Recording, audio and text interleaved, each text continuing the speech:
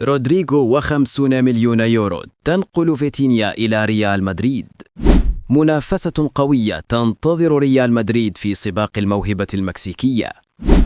ألونسو يتحدى سيميوني قبل الديربي غدا.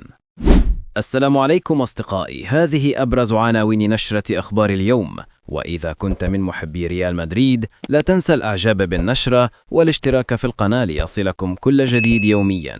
ونبدأ بالصلاة والسلام على رسول الله.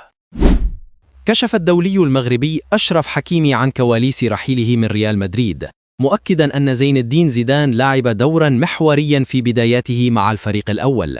وقال حكيمي في مقابلة مع قناة كانال بلاس الفرنسية إنه مدين بالكثير للمدرب الفرنسي، موضحا: كنت في فريق الكاستيا بعمر 17 أو 18 عاما، وزيدان هو من منحني الثقة ودعاني للمشاركة مع الكبار. سأبقى ممتنا له دائما لأنه لم يكن أي مدرب ليفعل ذلك. وأضاف نجم باريس سان جيرمان الحالي أنه تعلم من زيدان ما يتجاوز حدود كرة القدم، قائلا: تعلمت منه كيفية التعامل مع اللاعبين وطريقة تواصله، كان يحدثنا وكأننا أبناؤه، ينصحنا كما ينصح ابنه لوكا، وكان يريد لي الأفضل.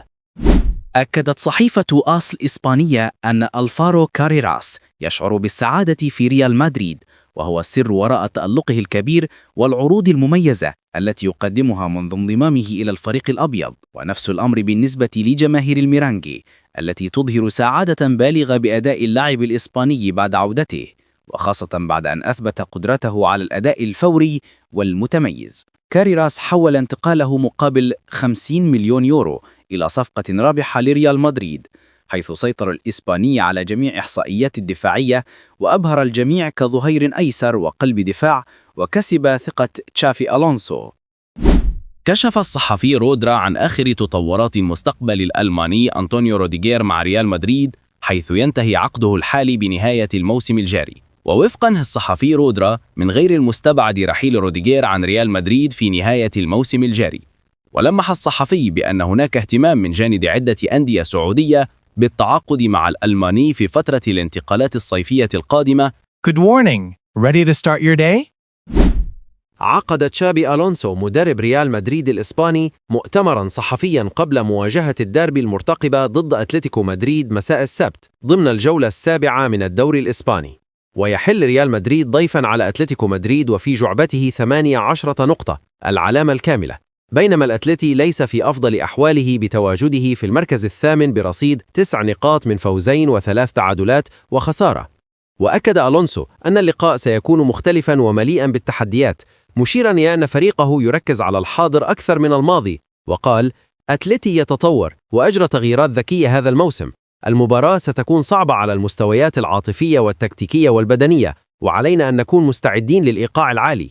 وعن مواجهته الثالثة ضد المدرب الأرجنتيني دييغو سيميوني، أوضح ألونسو أن اللعب في ملعب سيفيتاس متروبوليتانو يحمل طابعا خاصا، وأضاف: الأمر مختلف عندما تواجه ريال مدريد هناك، لدينا منافسة صحية منذ سنوات والمباراة دائما صعبة للغاية، الفوز هناك ليس سهلا أبدا.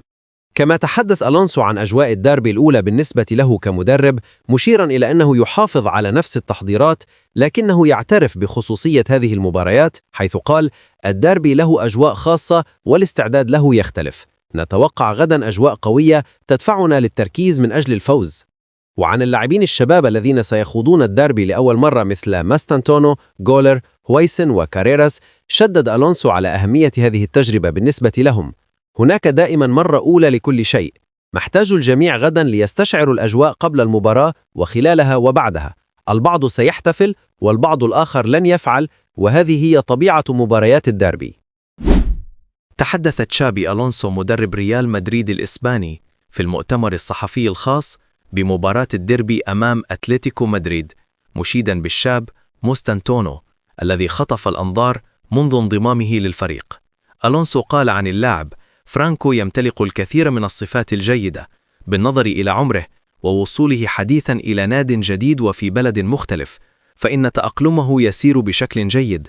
لديه طاقة كبيرة يجب أن نديرها بحذر، لكن الجين التنافسي الذي يتمتع به أمر أساسي، وأنا سعيد بوجوده معنا. وعن إمكانية مشاركته أساسيا، ترك ألونسو الباب مفتوحا قائلا: سنقرر غدا، لا أستطيع إعطاء أي تلميحات الآن.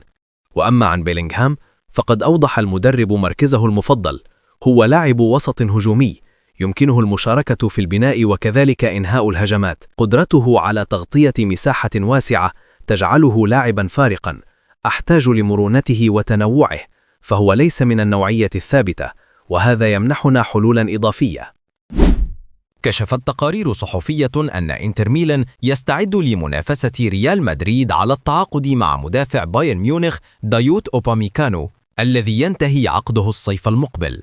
ورغم أن اللاعب يعد أحد أبرز أهداف ريال مدريد لتعزيز خط دفاعه، إلا أن الإنتر يخطط للدخول بقوة في السباق، خاصة في ظل حاجته إلى تدعيم الخط الخلفي بعد تقدم ستيفن ديفري وفرانشيسكو أتشيربي في العمر. ورغم أن راتب أوباميكانو المرتفع قد يشكل عقبة أمام الإنتر، إلا أن النادي الإيطالي يعول على ضمه بصفقة انتقال حر على غرار تعاقداته السابقة مع هاكان تشالهانوغلو، ماركوس تورام، بيوتر زيلينسكي ومهدي طارمي. أبدى نادي ريال مدريد اهتماما بخدمات الموهبة المكسيكية الشابة جيلبرتو مورا، الذي جذب في وقت سابق اهتمام الغريم برشلونة، ولن تكون مهمة ميرينغي سهلة على الإطلاق في طريق الوصول إلى توقيعه خلال الفترة القادمة. وبحسب تقرير نشرته صحيفة آس الإسبانية، فإن ريال مدريد سيواجه منافسة هائلا على توقيع مورا بالنظر إلى اهتمام ناديي مانشستر يونايتد وتشيلسي بخدماته. وأشار التقرير إلى أن نادي إنتر ميامي الأمريكي أبدى بدوره اهتماما بخدمات اللاعب الشاب، ولكنه على الأغلب سينتقل إلى أوروبا، وسيكون على مورا الانتظار حتى وصوله إلى عامه 18 ليكون بمقدوره الانتقال إلى أوروبا وفقا لقواعد الفيفا المنظمة. وأكد التقرير على أن مورا يعتبر الانتقال إلى ريال مدريد أولوية له، وسيفضل خيار الانتقال إلى الميرينغي عن خيارات بديلة مثل الانتقال إلى مانشستر يونايتد أو تشيلسي. ويبلغ مورا من العمر 16 سنة، ويجيد اللعب في مركز لاعب الوسط الهجومي، ويلعب حاليا مع نادي كلوب تيوانا المكسيكي. ولعب مورا بقميص تيوانا في 41 مباراة في كافة المسابقات، سجل فيهم 7 أهداف وصنع هدفين. كشف موقع فيشاجس أن ريال مدريد يجهز مقترحا لتقديمه في عام 2026 من أجل التعاقد مع لاعب الوسط البرتغالي فيتينيا نجم باريس سان جيرمان. الخطة تتضمن عرضا ماليا يقارب 50 مليون يورو، إلى جانب إدخال البرازيلي رودريغو في الصفقة، وهو ما قد يجعل المفاوضات مع النادي الباريسي أكثر جدية. خطوة كهذه إن تمت ستكون بمثابة نقلة في خط وسط الريال، خاصة بعد التغييرات التي طرأت على الفريق المدريدي تحت قيادة تشابي ألونسو.